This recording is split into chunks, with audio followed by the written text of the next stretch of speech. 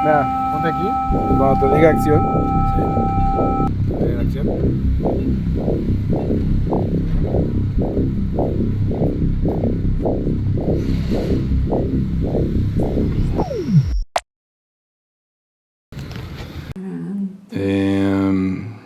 Leave the world behind. Ándale.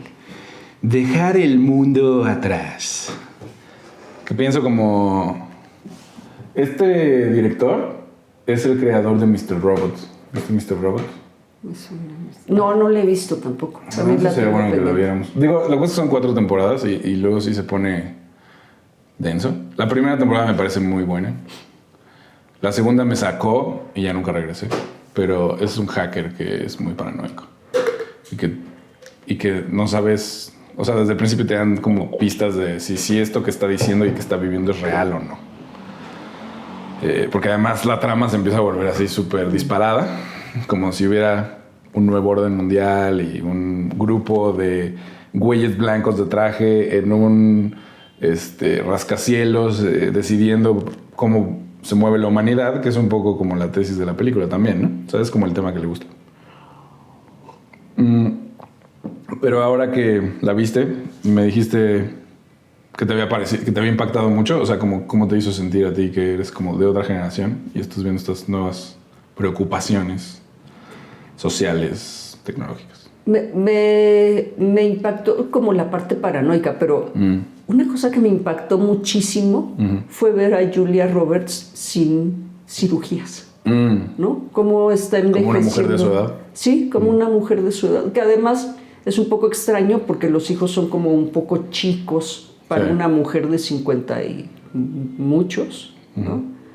Esa parte también me impactó mucho, pero la película en general me gustó porque es como una de estas historias en las que no tienes sustancia de nada, ¿no? Y que de repente se van asomando así trazas hasta que lo confirma el vecino chifladín, que no está pasando nada, que es un hackeo de las redes para generar esta incertidumbre.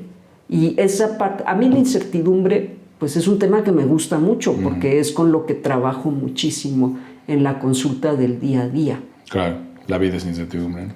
Ahora que hablabas de... Sí, la vida es incierta todo el tiempo, aunque a los seres humanos nos gusta pensar que tenemos certezas, ¿no? Claro. Pues, el que acumula miles de millones de pesos piensa que ese dinero siempre va a estar ahí. Y que se lo merece, de alguna manera. O que se lo ha ganado. O que se lo ha ganado, que lo ha trabajado. Que puede ser cierto. El tema es que mañana puede no estar ahí ese dinero. Sí, como que cualquier persona que tiene certeza para cualquier lado es como dudoso, ¿no? O sea, así como tú no sabes que todo va a salir bien, tampoco sabes que todo va a salir mal. Entonces, siempre que hay como estas categóricas aseguraciones de algo, siempre siento que es como una banderilla roja ahí digo, común, ¿no? Porque todos tenemos hasta cierto punto. Necesitamos la certeza y necesitamos cierto nivel de constancia y de continuidad. Eso sí necesitamos. Claro, pero son cosas como diferentes, pero se parecen mucho. Y claro que es un punto de venta que por eso creo que es interesante hablar de eso, de los libros y de los gurús y de las religiones, ¿no? Como, no, bueno, si haces esto, todo va a estar bien, ¿no? Si haces esto, eres buena persona. Si haces y así como... Y esta idea de que todo va a estar bien o todo va a estar mal. Ajá, no, sí, como absoluta, ¿no? Ajá. Eso, pero además creo que en algún momento comenté de las personas que de repente son diagnosticadas con una enfermedad progresiva o a veces no progresiva, y gente que dice, ¿y por qué a mí? Claro. Y yo en mi fuero como interno si pienso, exacto, como si fuera un... Y algunos pacientes me han dicho, soy buena persona, ayudo a los demás. Y yo digo, sí, pero es que eso no tiene nada que ver con la enfermedad, ¿no? Sí, la enfermedad es la manifestación de algo biológico que no tiene que ver con lo moral. Son dos entidades. Es como una rifa, pero eso también funciona de otra manera, ¿no? Porque estaba viendo un video de un hipnotista, de un terapeuta hipnotista, que hablaba de una mujer que fue abusada sexualmente cuando tenía como 12 años y que cuando la hipnotizó la puso como mírate a ti misma como si fueras tu mamá en esa época, y le dijo algo así como, ¿tú crees que es culpa de esa niña? O algo así. Y que le dijo, no, le estabas acariciando el pelo así como, no es tu culpa, no es tu culpa. En su hipnosis. Y que no sabía cómo, o sea, porque ella pues, no se acuerda de esto después, pero que se le quitó la depresión y que no entendía por qué. Y que supongo que es eso, ¿no? Como si internalizas ese tipo de dolor en el cual tú eres responsable de algo horrible que te pasó, pues todo el tiempo estás como recriminándotelo aunque no sepas qué es, ¿no? O sea, como... En este caso, fantasma. en este caso, el fantasma viene un poco de la cultura, pero viene mucho del agresor. Los agresores Claro. convencen a los niños Sí. que si, bueno, sobre todo en el incesto, que si ellos dicen algo, si le dices a tu mamá esto que estamos haciendo, Se va a enojar. se va a enojar, me va a echar de la casa y Y va a es tu ser tu culpa, culpa. claro, sí. ¿no? Mejor no digas nada. Mejor no digas nada. Los agresores dentro del hogar convencen a los niños por la buena y por la mala. Por la buena tiene una relación que no tiene con los otros hermanos, entonces es la preferida, así en la locura, ¿no? Porque Por supuesto. ¿quién quiere ser el preferido de esa manera? Sí, exacto. Chila. Sí. Entonces los convencen a través de eso y cuando salen a comprar dulces les compran uno extra o Sí. tienen ciertos privilegios que los hermanos no tienen. Entonces los convencen por la buena y por la mala no los golpean ni nada, pero les dicen, si, este es el secreto que tú y yo tenemos, que es todavía por la buena, ¿no? Claro. Esta relación que tú y yo tenemos es muy especial, no la compartas con nadie, pero además si alguien se entera, la que se va a armar iba a ser tu culpa. Entonces, Sí. mucho del trabajo es eso, trabajar con la culpa, desaparecer esos demonios. Exacto. Que en la sociedad en general, de manera económica, funciona parecido, ¿no? O sea, como no es que eres pobre porque no trabajas, Sí. es que eres huevón y por eso no te pasa nada bueno. Y que la gente trabaja y trabaja y trabaja y no pasa nada bueno y es como, entonces no estoy trabajando lo suficiente o qué pasa, ¿no? O hay como esa entre culpa de no saber por qué no es suficiente lo que haces o de creer que a lo mejor eres tonto o lo que sea, ¿no? Cuando en realidad pues, es una cosa sistémica que no tiene nada que ver contigo.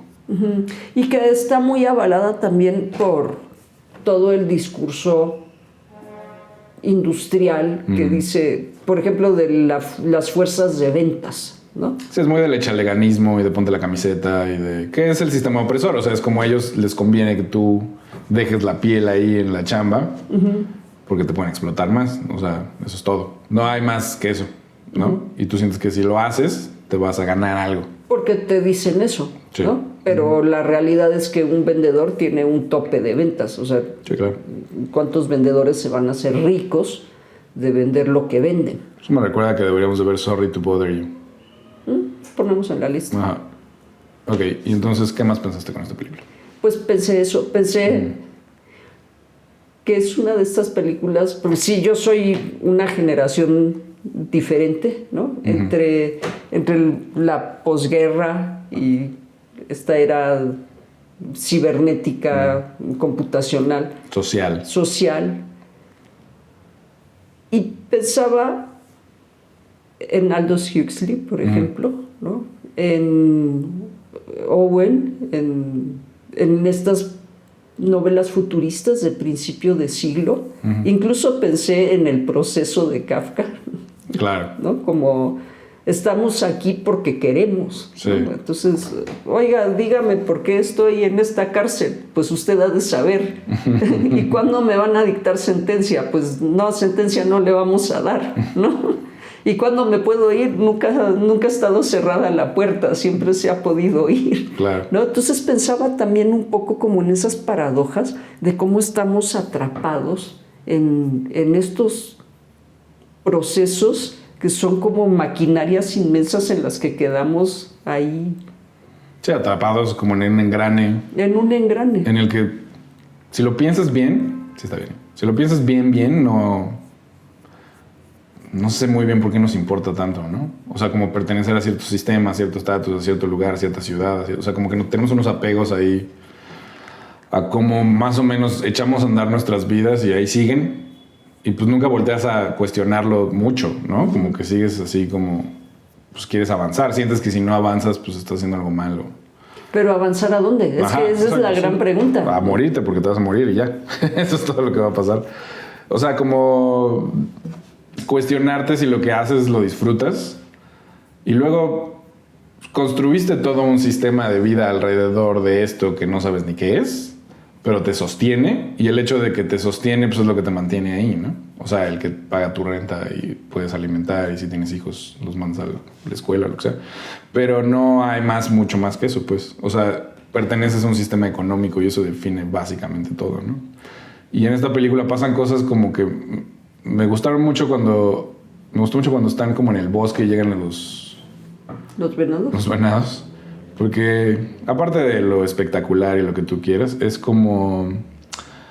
Seguimos siendo eso, ¿no? O sea, seguimos siendo personas que habitan en el mundo que no está como hecho para nosotros necesariamente, o sea, solo para nosotros, pero que forzamos a que fuera solo para nosotros, ¿no? Así como, bueno, aquí vamos a poner un cubo de concreto donde vamos a vivir todos como ratas y ya. ¿Por qué? Pues porque alguien se está haciendo rico con eso. Es básicamente eso.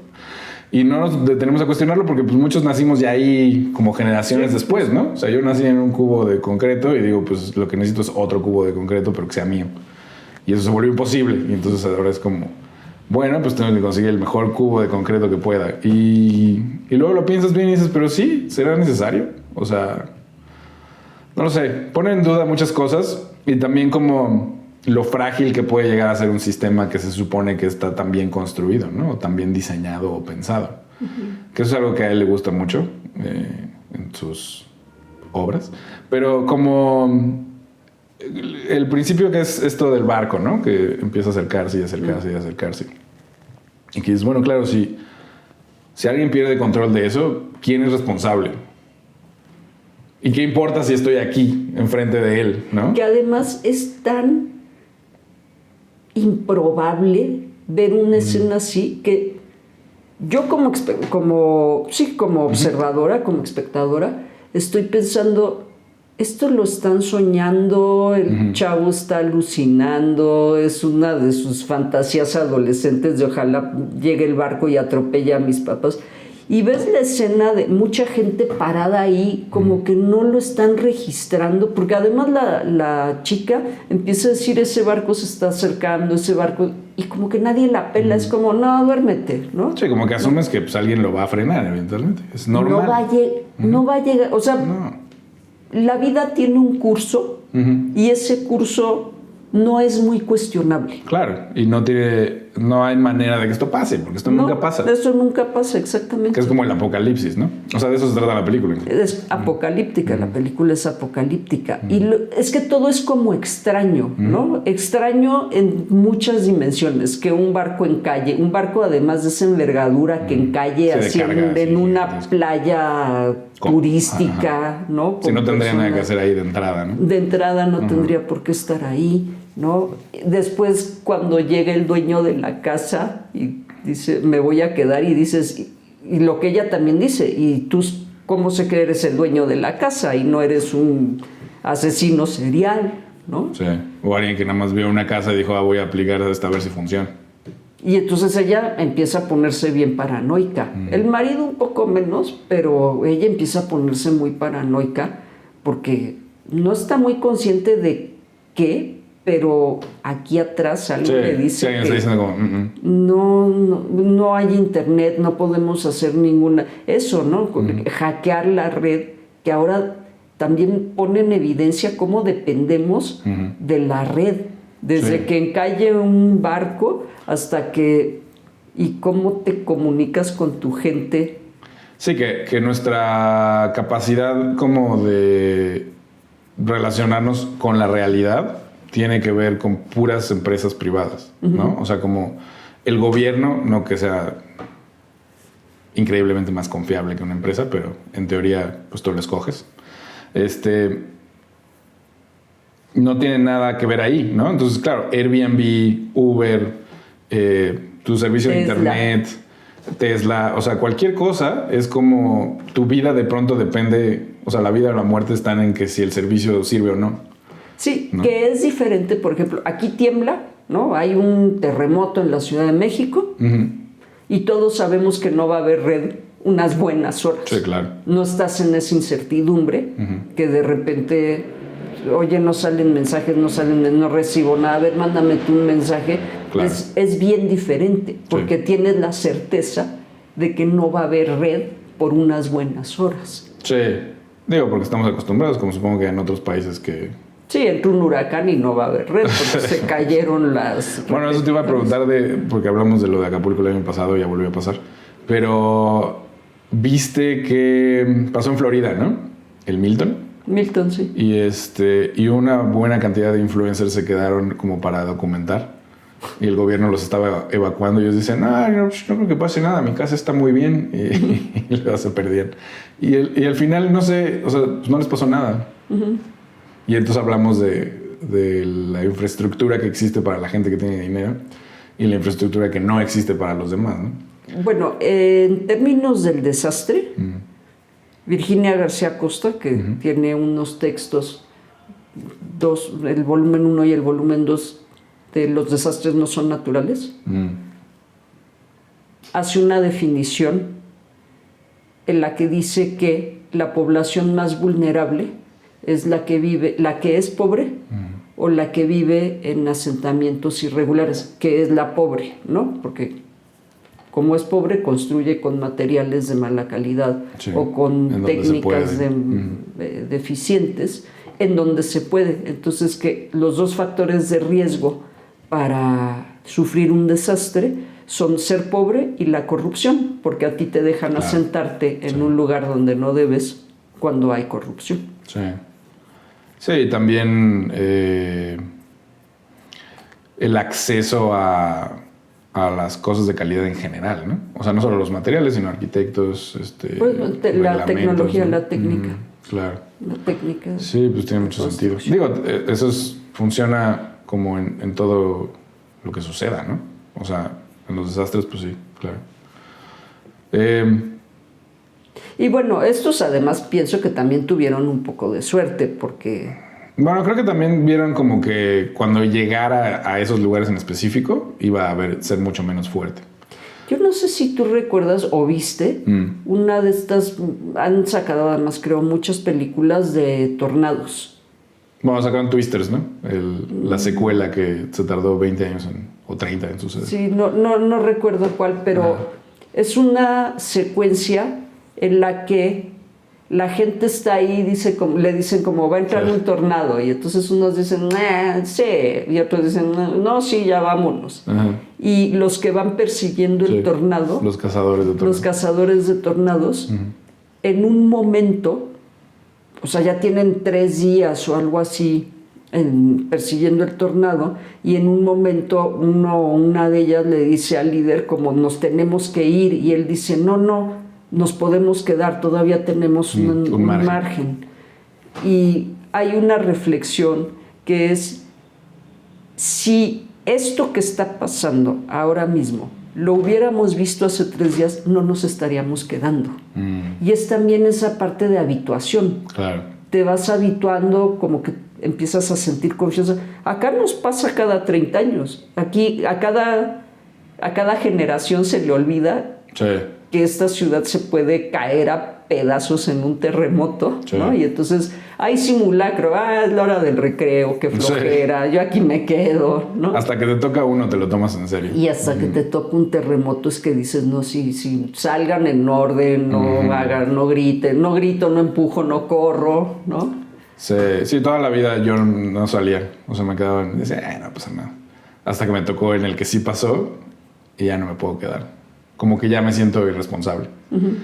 Aunque no sea tan fuerte y lo que sea, como que dices, pues es que no sabes. O sea, porque ya te tocó uno y sabes que no lo puedes medir. O sea, como que no empieza duro luego necesariamente, ¿no? O sea, de pronto empezó a moverse y luego dura mucho.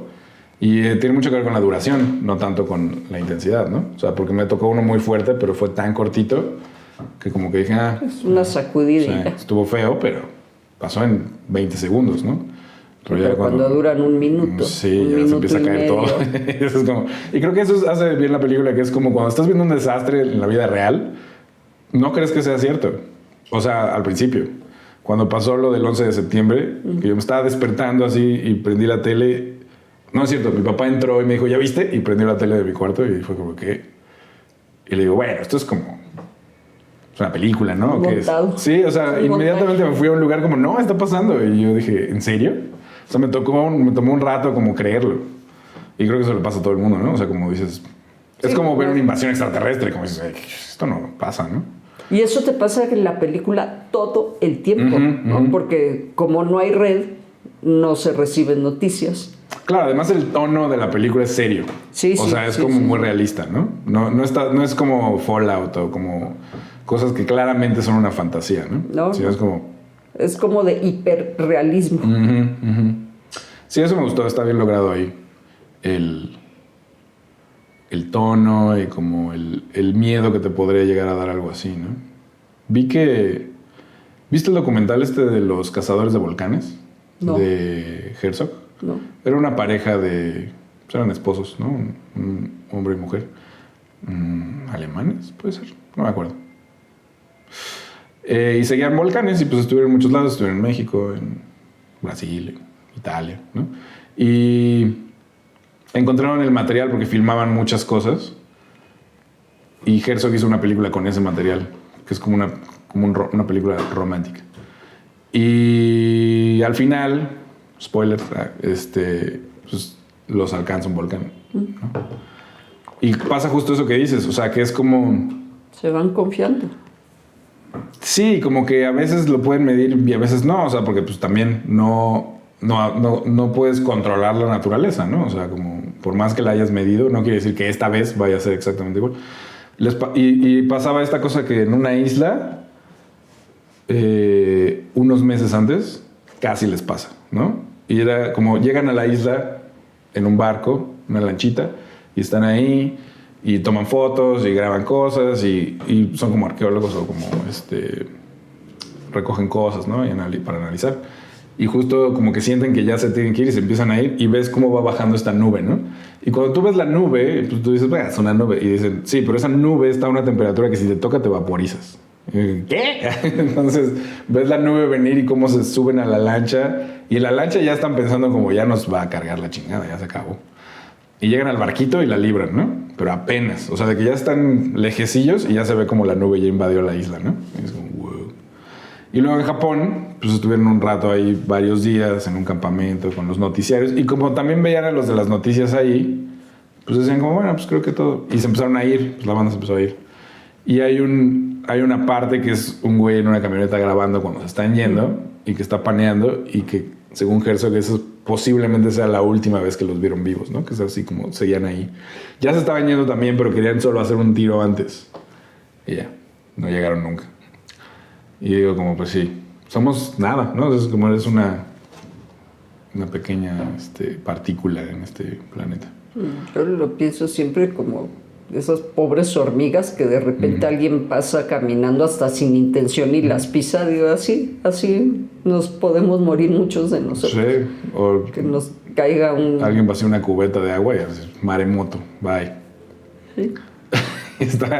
O sea, lo que me parece muy curioso es como no sabemos realmente tanto, aunque sabemos mucho, pero no estamos en un nivel de conocimiento tal del funcionamiento del universo como para...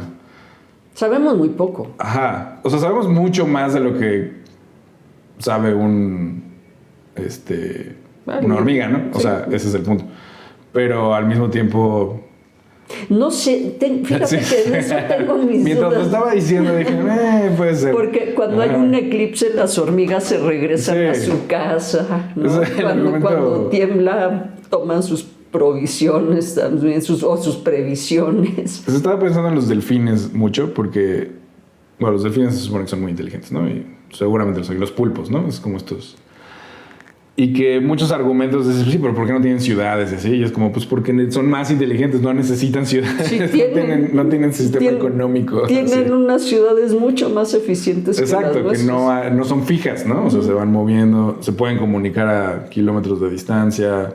Siempre tienen alimento, Se la cuando pasan se bien. acabe, sí, Ajá. cuando se acabe el alimento se van a buscar a otro lado. Sí, el mar es el único problema que tienen somos nosotros porque los cazamos por accidente. Y les tiramos basura, les sí, sí, sí. contaminamos, les contaminamos sus ciudades. Claro. O en Japón, pues si los matan así a la mala, ¿no? También. ¿Viste ese documental? The Cove. Un pedazo, ese un pedazo. Pero no puedo, es que con esas cosas no puedo. Eso está más rudo. Sí, no puedo ver series de asesinos seriales, Claro. pero Con los animales, ¿no? sí. O sea, tampoco me puedes ver cuesta. cómo cazan a las focas en Canadá. No me... Sí, es muy desalmado. Pero sí, o sea, pienso mucho en pero- eso, como qué es la civilización, entonces. Digo, yo como carne todos los días. Claro, pero no lo ves. Eso, y pienso que no hay razón para maltratar a los animales que me como, ¿no? Claro. Digo, ahí entramos en el discurso vegano, que es complicado. Yo sé, pero... Ajá. No, es complicado porque es como el sistema Tienen alimenticio razón. tiene una manera de funcionar, tienen razón, pero al mismo tiempo, No ¿cuál, voy es, a dejar cuál de es la comer opción carne? en la que Claro. vives en la ciudad, ¿no? Y es como- No, y pues yo... No solo es una cuestión de gusto, para mí sí es una cuestión de necesidad Sí. de la proteína, de No, la proteína animal. Por ejemplo, si tú vivieras como en una zona rural en Estados Unidos donde cazar es legal, probablemente puedes decir, bueno, pues puedo cazar mi comida de vez en Probablemente cuando, lo ¿no? haría. Ajá. Pero es eso, o sea, le disparas un animal con un arma y lo matas. No los torturas Sí, sí, y sí. los desuellas vivos y los haces que se desangren. O sea, eso me parece... Sí, podemos entrar a todo tipo de discusiones ahí. Pero yo fui a filmar alguna vez a un matadero de borregos y vi el proceso varias veces. No lo sé. O sea, no siento que sea tan... O sea, siento que hay muchas peores maneras de... Por eso te digo, ¿No? ¿no? O sea, me como mi carnita y ruego que mi carnita sea de un animal al que no torturan. Sí, lo que pasa es que como si nos vamos por ese lado, pues cualquier cuestión de granja es cruel, ¿no? O sea, Bueno, porque sí, los estás confinando y haciendo que se El reproduzcan para confinamiento. alimentarte. Aunque tengan espacio, es como... Sí, pero la única razón por la que están ahí y se reproducen es para que tú comas, ¿no? Entonces... Niveles de crueldad, pues supongo que eso ya es discutible. Y por eso los veganos dicen, pues bueno, entonces no participo y ya. Pero luego piensas como, no te puedes salir del círculo de opresión animal porque pues de todos modos van a morirse también en la parte de la agricultura, etcétera, etcétera, etcétera. Pero me pone a pensar mucho en eso, que esta película, por eso es chida, ¿no? O sea, como plantea un universo en el que suceden estas cosas, no concluye de una manera tampoco así como... No tiene una conclusión. Solo deja ahí, ¿no? Y tú dices como, Sí, ¿ahora qué hago con tú le esto? pones el final que tú Sí, quieres. que eso al principio me frustró y luego dije, bueno, está chido. Porque luego no hacen eso, ¿no? Te quieren decir algo. Y aquí como que sentí como, bueno, ¿y qué pasa luego? Y eso me gusta. Pero te hace cuestionarte todas estas cosas, ¿no? Como de qué tan eficiente es todo esto que hacemos. Pues claramente no lo es, ¿no? Pero ¿cuál es la alternativa? Claramente tampoco la tengo.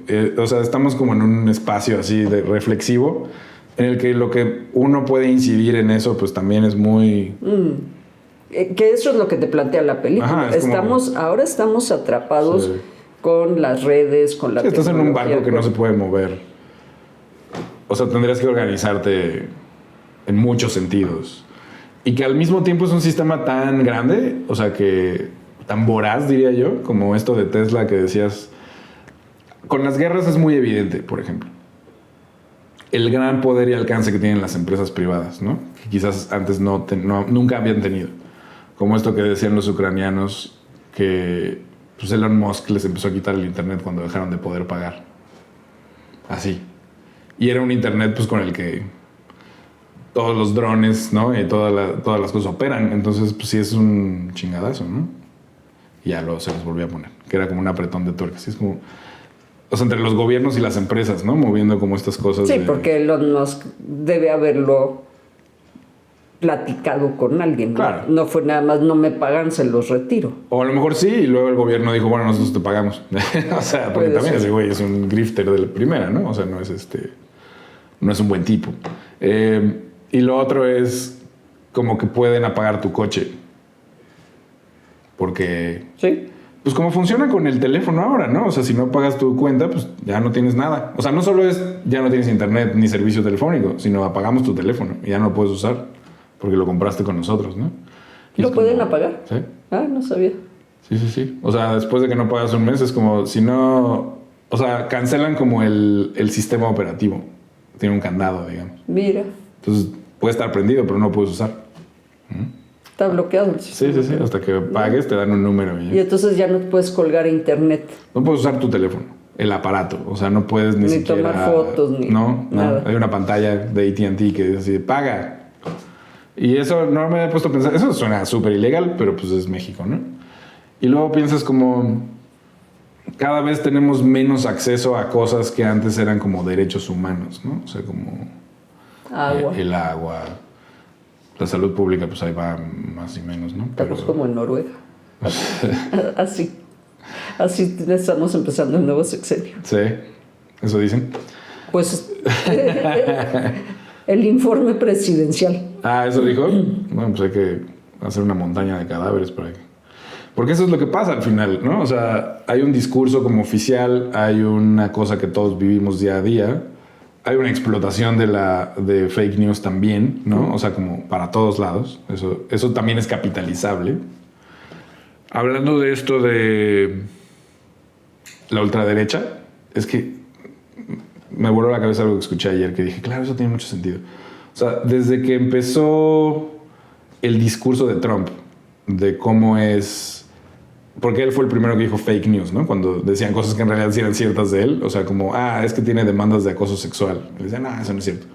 Entonces todo ese grupo que se volvió como QAnon, pues son como una especie de feligreses que creen ciegamente en lo que este personaje les diga, ¿no?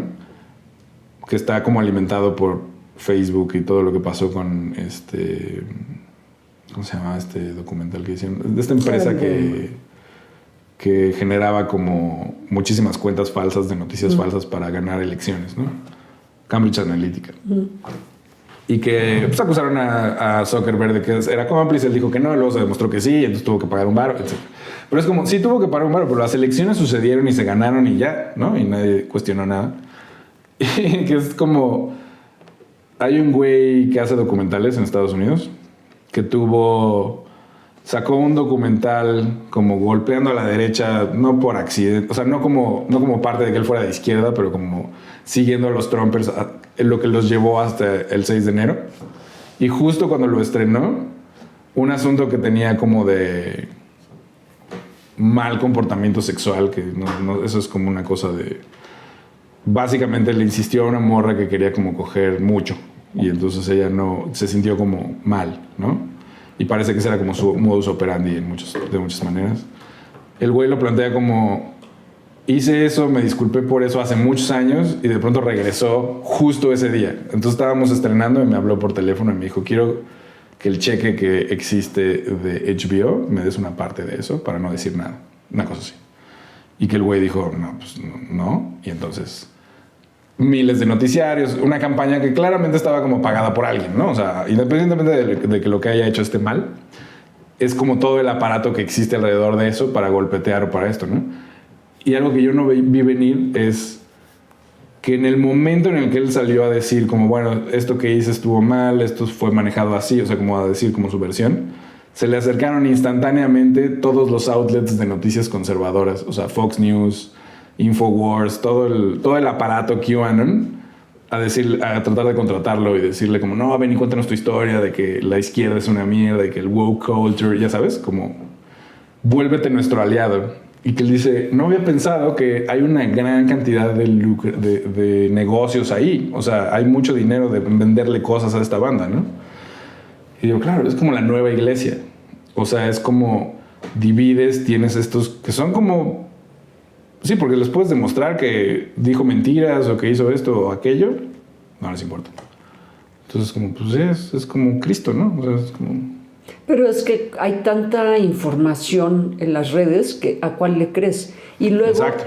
Hay una crisis de credibilidad. Totalmente. Porque, bueno, los tribunales, los jueces, los magistrados... Sí, la ley no funciona, ¿no? Pero en otros años eran gente en la que se confiaba. Sí, aunque, han ido perdiendo credibilidad. Sí, las instituciones en general, ¿no? Sí, como Pero de las generacionalmente. instituciones, por ejemplo, estas personas públicas como jueces y magistrados, eran gente que tenía muchísima Sí, credibilidad. es cierto. Y ya no. Y han ido perdiendo la credibilidad. Sí. Que también pues es como parte de la degradación del sistema, ¿no? O sea, un sistema que no funciona. O sea, que funciona para hacer rica una banda y el consumidor / trabajador pues siempre se va quedando cada vez más rezagado, ¿no? Y tienes menos acceso a todo, como lo que decíamos. Es muy extraño porque sí es como antinatural pensar que entre más acceso a la información tengas, te vuelvas más ignorante, ¿no? O sea, como que... Es que es eso, o sea, no, sí, yo sé, pero es como... ¿quién da la información? ¿No? Exacto. ¿Qué propósito tiene la Se información? nos olvidó que la gente puede ser muy maliciosa, ¿no? Hace muchos años, cuando teníamos un asunto ahí con el gobierno del Distrito Federal, cuando yo trabajaba para el gobierno, tuvimos un asunto pues, que nos retuvieron el pago por muchos meses. Yo le decía a mi jefe como, ¿por qué no buscamos un periodista y que documente? Y mi jefe me decía,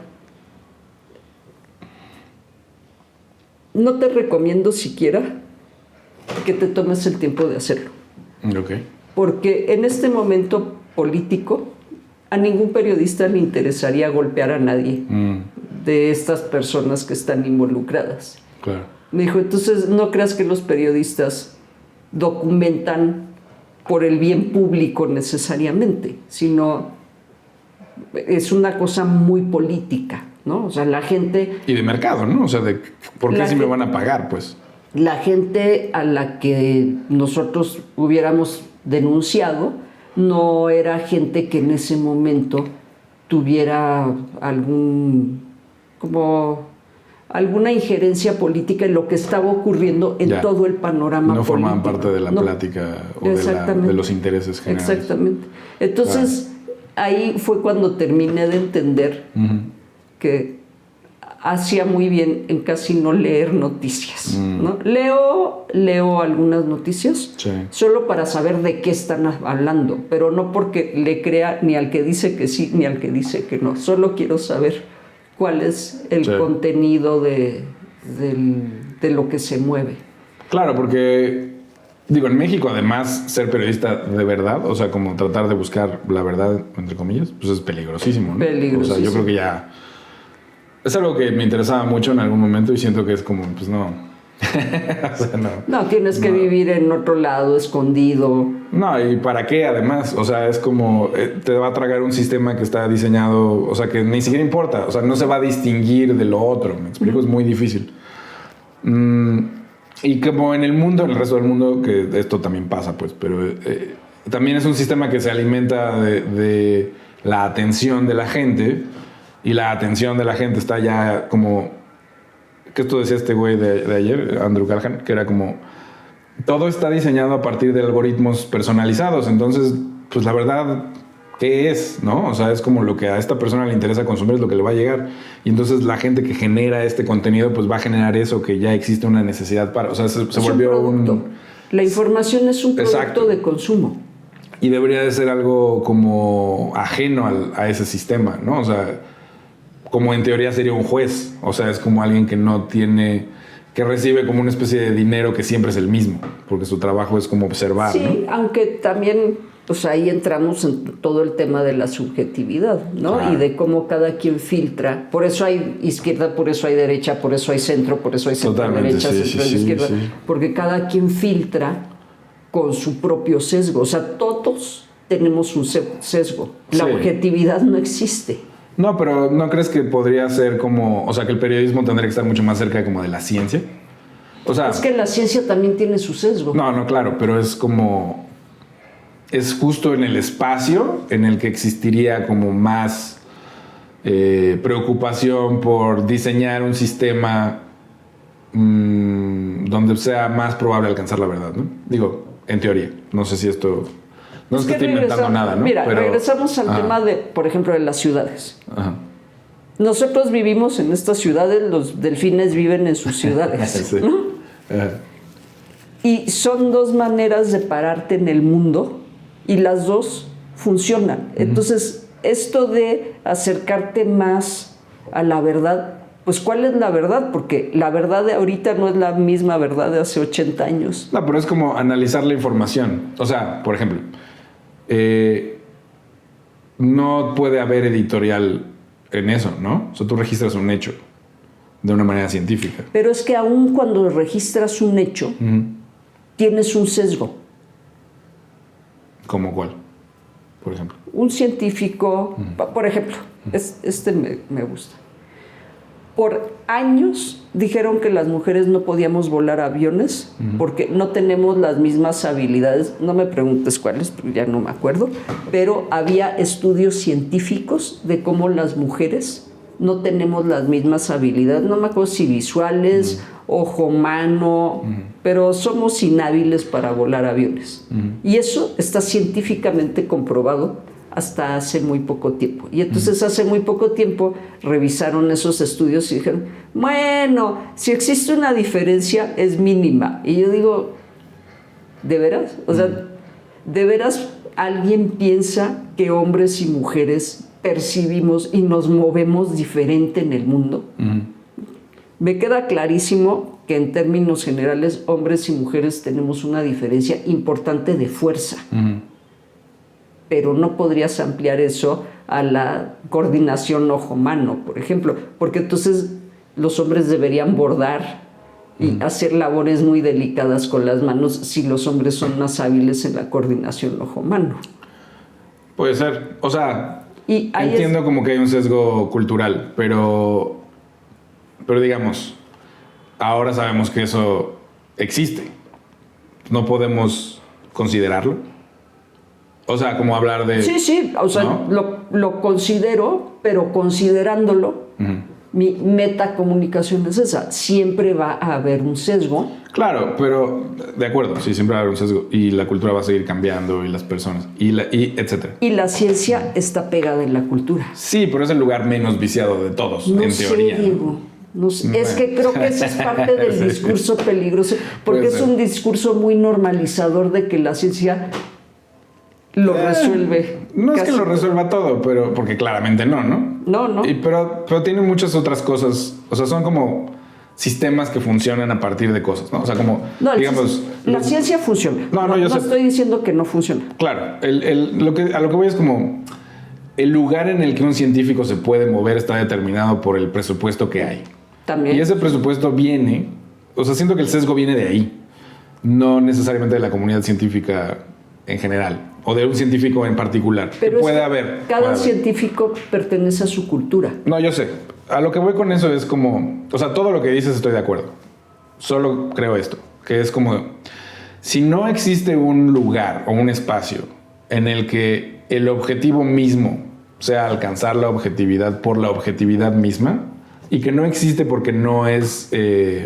Porque la objetividad no existe. No solo porque no existe, y sabemos que nunca la vamos a alcanzar, pues, pero no existe un interés en eso tampoco, porque no es redituable, porque no es para ganarle la guerra a alguien o para poder entrar a este país y hacer algo. O sea, todos los desarrollos tecnológicos importantes que existen son para eso, ¿no? O sea, son como para ganar la Guerra Fría o etcétera.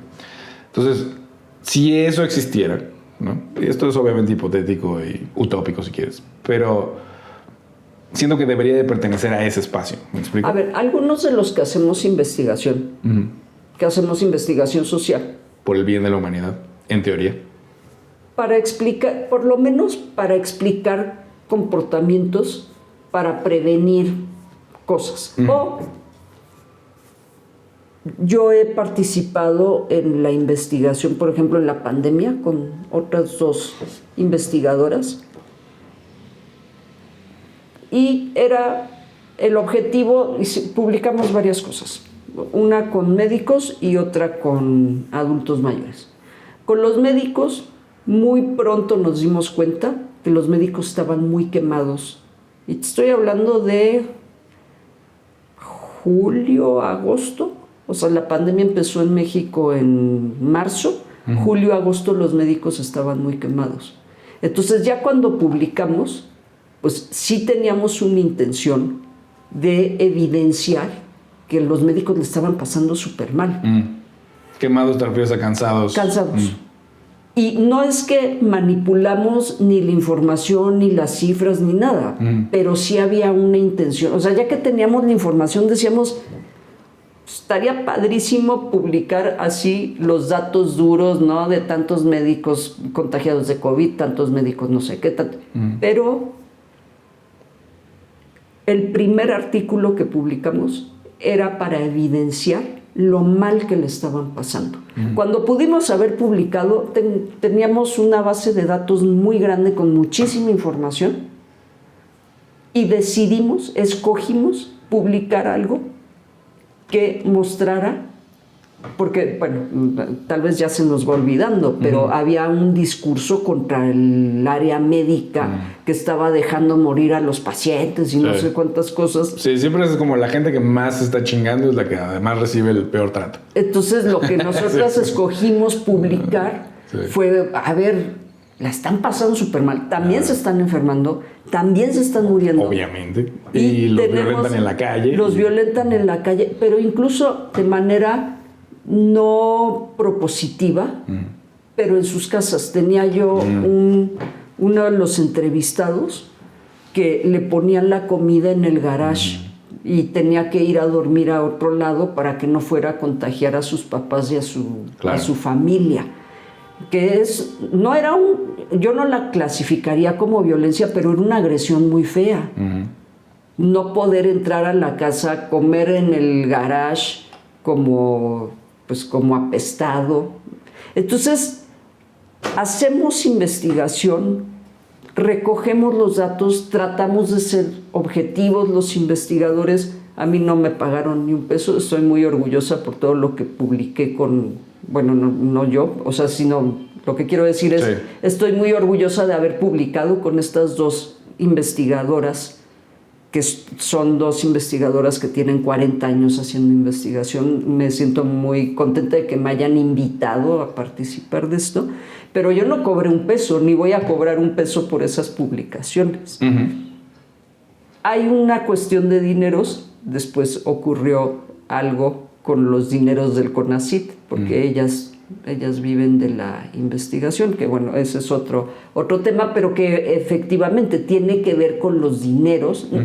Digamos, lo que ocurrió no tiene que ver con estas publicaciones, sino con lo que ocurrió en todo el sexenio de López Obrador, que fue recortando presupuesto para la investigación. Y para mil cosas. Y para mil cosas, pero ¿qué es lo que tú dices? O sea, ¿dónde se pone el dinero? Claro. ¿A quién le interesa investigar qué? Entonces, los investigadores tenemos esta idea de ser objetivos en la presentación de los resultados, pero aquí hubo un sesgo de presentar que a los médicos les estaba yendo muy mal también con el COVID, como un poquito en contraposición de este discurso popular de que era culpa de los médicos que la gente estuviera muriendo. Claro, pero eso es porque estás como... hay compromisos por todos lados. O sea, tú tienes un compromiso como ético con ético con la comunidad médica, ¿no? Y luego tienes un compromiso no escrito con más bien escrito con quien te da el dinero, ¿no? Que es como, pues pueden no estar de acuerdo con lo que publiques o pueden tratar de censurarte. Que yo ahí soy muy libre porque como no recibo ni un peso, exacto, pero puedo publicar lo que me dé la gana. Lo entiendo, solo pienso como que, y digo, esto es como entretengamos la idea de que es posible, porque es como, claro, en el sistema actual lo que estoy planteando es imposible, pues. A ver, yo puedo decir lo que me dé la gana. Eso no quiere decir que me lo van a publicar. A eso voy. O sea, el punto es como tendría que ser una instancia independiente como a todo. Que supongo que es que todo está viciado, ¿no? Porque dices como, ¿es que acaso no eso es la ONU? Y es como, no. La ONU es como el poder occidental y está diseñada un poco para vigilar al mundo no occidental. Y bueno, entre ellos, ¿no? Y es básicamente una oficina de la embajada gringa en otro lado. Pero al mismo tiempo es como si existiera ¿cómo llamarlo? Como una comunidad central científica, ¿no? Independiente de todos los gobiernos. Con un presupuesto fijo en el que todos los gobiernos dan como la misma cantidad de dinero siempre proporcional a su población, por decirlo algo, ¿no? Entonces, si tienes 300 millones de habitantes, pues te toca de a tanto, ya. comunidad científica pues tiene como representantes de todos los países, ¿no? Y su objetivo es como mejorar la humanidad en abstracto. Es como todo a favor de la humanidad. Y entonces, claro, tú haces una serie de investigaciones respecto a todos los problemas que hay, ¿no? Guerras, hambre. Y es algo que se ha hablado mucho, que es como que pues el hambre no tendría por qué existir en el mundo actual. Solo existe porque hay gente que está como acumulando recursos, ¿no? Y como que pienso que la primera misión de tal ente institucional, si es que existiera, sería como decir, bueno, no puede haber hambre en un planeta en el que hay tantos recursos, ¿no? No, y tantos absurdos como, yo no sé si tú recuerdas, unos pollos que anduvieron paseando en el Pacífico porque no alcanzaban el precio que querían los productores y terminaron tirando quién sabe cuántas toneladas de... Cosa que pasa todo el tiempo. Que es gran parte del argumento de los veganos, ¿no? Que es como... Además hay un desperdicio de comida, sobre todo para países como Estados Unidos, ¿no? Que son ultra primer mundo, todos se chingan primero y yo, ¿no? Yo voy antes. A eso me refiero, a que es como, hay un desequilibrio, ¿no? Y es como el único escenario en el que veo que eso sea posible es que sí se acabe el mundo. O sea, que se acabe a tal punto en el que los que queden digan como no podemos seguir jugándole a esto de que pues este es mi país y este es tu país y... No... Todos vivimos en el mismo lugar y lo estamos chingando al mismo tiempo, unos mucho más que otros, y para que unos güeyes güeros en Europa estén teniendo su festival de música electrónica con agua embotellada, hay unos güeyes morenos del otro lado del mundo, o ni siquiera tan lejos, aquí al lado, con inundaciones y cero infraestructura para lidiar con nada. Con ¿no? la inundación. Sí. Y que además los bombardean cada 10 años, entonces es como... ¿No? Sí, ¿dónde está el equilibrio? Sí, y es como... ¿Quién puede hacer algo al respecto, no? Y es como, pues sí, todos se tienen que organizar, pero todo el mundo tiene tantos problemas como de la vida cotidiana que, pues, ¿en qué momento, no? O sea, también siento que es un lugar en donde tendría que entrar esas instituciones en las que ya no creemos, ¿no? Uh-huh. Porque además, como bien dices, pues todos los gobiernos tienen o sea, están vendiendo su... perpetuidad, ¿no? Que es como, no, miren, todo está increíble, sigan votando por nosotros. Y así como... Y eso es de todo el mundo, en todos los países, ¿no? Y es como... No sé, o sea, sé que es un problema que no tiene solución, pero... O bueno, no lo vamos a encontrar aquí ahorita en esta mesa, pero es como... Sería precioso, ¿no? Lo digo mucho porque la ciencia ficción me formó de morro. No sé si leíste La Fundación en algún momento, de Isaac Asimov. No, he leído otras cosas de Asimov. Me gusta mucho, pero chido. No recuerdo La Fundación. Además, alguien que escribía mucho de historia, ¿no? Y de ciencia. Y de ciencia. Era como un gran, ¿cómo se dice? Como un filósofo de la ciencia. Difundidor, ¿no? Como que la hacía accesible para él. Sí, que incluso dicen que no existe un Isaac Asimov, ¿no? Claro, porque escribió más de 400 libros. Sí, que es como alguien que se robaba... No creo, porque... No, yo tampoco. Ahora que lo pienso, es como... Sí es posible escribir tanto si solo haces eso. Sí, ¿no? Sí, más en esa época, escritor, que además es como... Era lo que se consumía. Sí, obviamente era una persona excepcional, ¿no? O sea, en todos los sentidos. Era muy exitoso justo para difundir, para poner en palabras. Sí, divulgador de la ciencia, ¿no? Sí. Bueno, la serie de La Fundación empieza como planteando que la humanidad encontró que tener naciones era una estupidez y entonces solo existía la humanidad como tal, con un gobierno central. Y el gobierno central eran científicos que habían logrado, esta es la fantasía, ¿no? Que habían logrado, bueno, todo eso es fantasía, pero que habían logrado como encontrar la manera de predecir el futuro a partir de las ciencias sociales y las matemáticas. ¿Eso qué quiere decir? Que a través de análisis como estadísticos de cómo ha funcionado la humanidad durante toda su existencia, sabían qué iba a pasar después. Y que entonces habían logrado como, gracias a eso, predecir cuándo se iban a inventar los viajes interplanetarios, cuándo se iban a inventar, ¿no? Y entonces acelerar ciertos procesos y como llevártela leve, porque sabían que no iban a poder sobrevivir en la Tierra después de cierto punto, etc.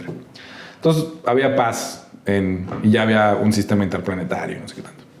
Y luego justo la historia empieza con una anomalía que no saben qué es, ¿no? Y era como lo interesante de saber por qué están pasando cosas que no sabemos por qué están pasando, si se supone que sabemos todo, ¿no? Y luego escribió como 8 novelas así de 700 páginas. Así. De desviaciones. Sí. De esos... Que es justo lo que dices, ¿no? O sea, es como la incertidumbre. Y lo que es que nació un mutante. Y los mutantes pues no estaban tomados en cuenta. O sea, como otro tipo de humano. Entonces empieza a incidir como en la realidad de todo. Otra desviación. Sí, está muy chido. Te la recomiendo. Pero bueno, En eso pienso cuando hablabas del final de la película, que no te da un final, Claro. ¿no? Y que tú decides, o bueno, te deja abierto, regresamos a como estábamos, nos movemos exacto. a partir de aquí, se acabó la humanidad y solo vamos a quedar 3 gatos y me voy a tener que organizar con 3 gatos, o me voy a organizar con los venados, o cómo va a ser ahora, ¿no? Claro que también está chido porque también por un lado sentí que te estaba diciendo como vas a seguir tomando agua de popotes, ¿no? Así como vas a seguir tirando la basura y es como, no sé, o sea, creo que tiene muchos alcances. Pero sí es interesante pensar en que cuánto de la vida, o sea, ¿qué es vivir, no? Al final, o sea, como tenemos un tiempo muy limitado. Si vives mucho, vives 80 años, ¿no? Y eso, digo, se puede sentir mucho, pero creo que se siente mucho porque tienes que trabajar un chingo y es difícil vivir, ¿no? No, y además bueno, la mayoría de la gente no llega en buenas condiciones. Exacto, si no llegas en 80 como tenías 20, ¿no? Y entonces hay que plantearse con qué vas a pagar los gastos del envejecimiento. Sí, que esos primeros... ¿Y quién te va a cuidar? A mí me asustas un poco, pero me asusta más. ¿Y quién se va a hacer cargo de mí si ya no me puedo hacer cargo de mí? ¿No? Es un Si robot, empiezas con una demencia, pero... No, yo sé. Pues, o sea, un robot te resolvería la parte motora, pero y el acompañamiento, y es que tampoco sé si voy a querer acompañamiento cuando tengo 80 años, ¿no? Yo creo que todo el mundo lo necesita, ¿no? Aunque no lo quieras. Porque pensaba un poco que ese es el problema de ahora. O sea, los viejos se quedaban solos al final de su vida hace 40, 50 años. Un ratito porque no vivíamos tanto, ¿no? Pero ahora como que la soledad empieza desde antes. O sea, porque todos estamos más aislados también. Y aunque hay muchísima vida cibernética, o como le quieras llamar, Sí, pero eso no es vida real. Entre tampoco. 2 generaciones, por ejemplo, digo, mi generación sí vive bastante pegada al celular, ¿no? Pero no, nuestra vida no está en el Tú celular. no socializas a través de tu celular, No ¿no? o sea, tengo redes, Sí. pero a Facebook entro 2 veces al mes, nada más a medio chismosear. Sí. TikTok, pues lo abrí porque me pidieron una entrevista un día en TikTok. ¿Qué otras redes hay? Instagram. Instagram, creo que tengo una cuenta de Instagram que abrí por la misma razón. Y ya, ¿no? Tenía una... Es que hay muchos más, o sea, YouTube, Snapchat, digo, en YouTube está esto. Snapchat nunca... O sea, hay unas que si me enseñas la carátula no sé ni siquiera qué redes... Snapchat está diseñada específicamente para que solo lo usen adolescentes. Y se borra en 24 horas, ¿no? En teoría. Pero es más como para... O sea, la interfaz es hostil para que no la use gente de cierta edad. Pues ni... Es malévola. Ok, no, ni siquiera conozco la carátula de eso. No conozco la carátula de Tinder, por ejemplo. Es un fueguito. Sí, hay miles de cosas que yo sigo descubriendo, o sea, porque además diario salen otras, ¿no? O sea, todo el mundo está compitiendo. Tengo 3 redes y la que veo con más frecuencia es Facebook, que será un par de veces al mes. Ponle que 4 veces al mes me asomo en Sí, Facebook. que es nada, ¿no? Para Nada, o sea, no. todo el mundo está ahí todo el día. Y la generación que viene abajo de mí sí vive muy en el celular. Entonces pienso, cuando lleguemos a viejos, los de mi generación, va a ser como un poco raro, ¿no? Porque dices, o sea, todos necesitamos compañía, pero yo no quiero una compañía que esté sentada ahí. No, claro. Gracias, pero no gracias. Pues es como Wall-E, ¿no? ¿Te acuerdas de Wall-E? Que todos viven como en su sillita chateando con el otro, pero están ahí al lado y no se Ese voltean a Wall-E. ver. Sí, ese Wall-E. Sí, es Wall-E. que pensé quién encuentra a Wall-E. Ah, claro. No, Wall-E Pixar. Estás vestida como... Sí, fue lo primero que pensé cuando me cayó el 20. Es Wall-E. Sí, pero bueno, es una película interesante.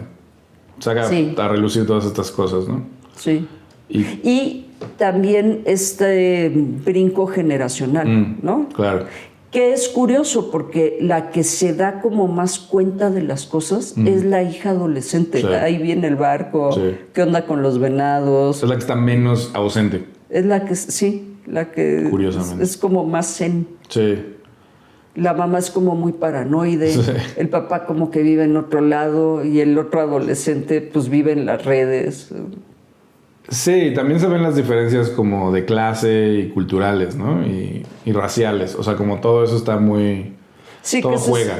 Todo juega porque resulta que el dueño del lugar es un afroamericano y que la hija tiene como estas ínfulas de princesa, Sí. ¿no? Sí, el otro sí sabe como en el mundo en el que vive, ¿no? O sea, que ella no le tocó quizás el mismo racismo que a él. No, Entonces él tiene como todavía precaución de decir, no podemos hablar así porque es bien fácil que nosotros seamos los malos de la historia, entonces cuidado, ¿no? Y luego el otro, el vecino, ¿qué tal? que es como un trumper, ¿no? Así, Sí, ¿cómo sí. se llaman los que hacen sus shelters como antibombas? Tienen un nombre, ¿no? Doomsday algo. Sí, los que hacen como Y sus... él tiene, justamente, Ajá, él y tiene. es toda una... Es un mercado enorme en Estados Sí, Unidos. Yo no sí. sabía que existía, que los No, millonarios sí. tienen ahí sus bunkers. Y eso también está cagado. Que en un país como este, pues... Sí, pero es como el típico pro militar, nacionalista, Sí, con armas. con armas. Todo es for profit. Ajá, sácate de mí. Esta es mi propiedad. Tienes 30 segundos antes de que te empiece a disparar, porque aquí es legal dispararle a alguien que se meta a tu propiedad. Sí, sí. Es como un libertario, ¿no? Sí. ¿Tú te acuerdas de esta película ochentera, creo que es, o noventera? Que es la primera película, según yo, en la que sale Tom Cruise con Nicole Kidman. Según yo, es cuando se casaron. Que habla justo del principio como de Estados Unidos. Ah, sí. En el que tienen que llegar a un lugar y corres y pones una bandera y esto es tuyo. Que digo como... Que es una película romántica, ya sabes. Y que ahora, o sea, me gustaría volverla a ver para decir como, órale, esto es como el sueño húmedo de un colonizador. Porque en esa época era como, claro, somos colonizadores, somos lo más chingón del mundo, ¿por qué no? ¿No? Y es como... Pues había gente viviendo ahí, compa, Sí, ya los habían matado a todos, ¿no? Sí, Para bueno. ese entonces. para ir a poner sus banderas. Sí, claro, sí. Eso es absolutamente demencial. Y como que... Digo, eso es otro tema que podríamos hablar después, pero como... Pues la colonización nunca se detiene, ¿no? Y es ideológica más que nada ahora. Digo, obviamente la opresión física y económica existe, pero el asunto ideológico de qué es lo que deberías de ser, ¿no? O como aspiracional, ¿no? Como yo debería de quizás no hablar así, o no escribir así, o no vestirme así, porque entonces voy a ser mejor. Y que hablando de incertidumbres, cuando empieza el sexenio anterior, había un gran discurso que decía, nos vamos a convertir en Venezuela, ¿no? Como que nos van a expropiar hasta la casa. Y no que no pueda ocurrir, podría ocurrir en cualquier momento, pero así, en cualquier momento, porque resulta que para algunos gobiernos la casa es propiedad privada y la puedes comprar, pero para otros gobiernos no tendrías por qué comprar la casa. Entonces, es mía y yo te la rento, ¿no? O te la presto a cambio de que hagas ciertas cosas. Claro. Pero es así de frágil esa idea de que lo tenemos todo comprado, dado por cierto, dado por sentado. Claro. También creo que esos discursos, justo, en general, porque se utilizan para todo, ¿no? O sea, como el tremendismo.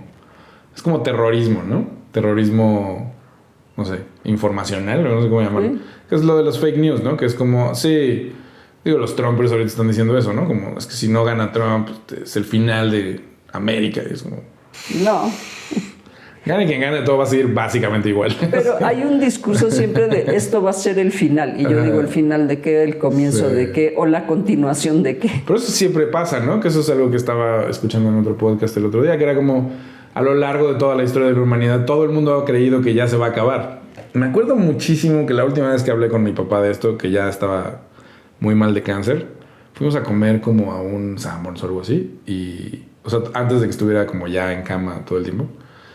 Y hablábamos mucho de estas cosas porque era como, pues, ya se va a morir, ¿no?